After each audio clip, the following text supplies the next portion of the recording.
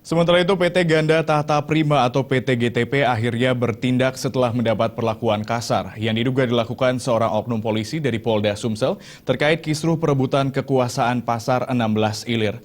Pihak PT GTP akhirnya mendatangi Polda Sumsel untuk melaporkan sikap oknum tersebut yang dianggap sudah melampaui batas.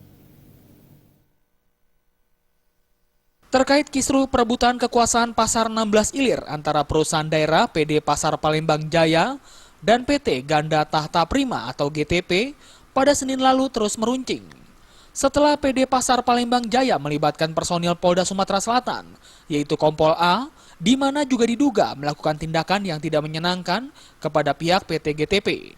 Tidak menerima perbuatan yang tidak menyenangkan tersebut, PT GTP mendatangi Polda Sumsel untuk melaporkan tindakan tersebut. Menurut Febrianto, penanggung jawab PT GTP, sesaat usai membuat laporan mengatakan, kisruh terjadi pada hari Minggu 3 Desember 2016, di mana pihak PT GTP mendatangi Pasar 16 Ilir untuk melakukan peninjauan, namun terjadi adu argumen dengan pihak PD Pasar terkait masalah retribusi pedagang.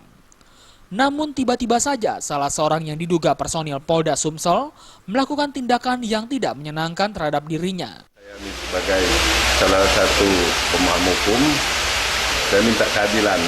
Ada permasalahan apa? Apakah boleh seorang oknum polisi berkali-kali bersama PD Pasar ikut narik retribusi di situ, walaupun alasannya saya cuma menemani. Tetapi setiap ada kejadian, oknum tersebut selalu menunjukkan sikap permusuhan. Terkait pelaporan tersebut, Polda Sumsel saat ini sedang melakukan penyelidikan terkait keterlibatan personilnya.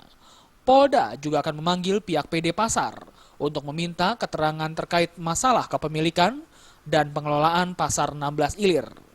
Dari Palembang, Sumatera Selatan, Farel melaporkan.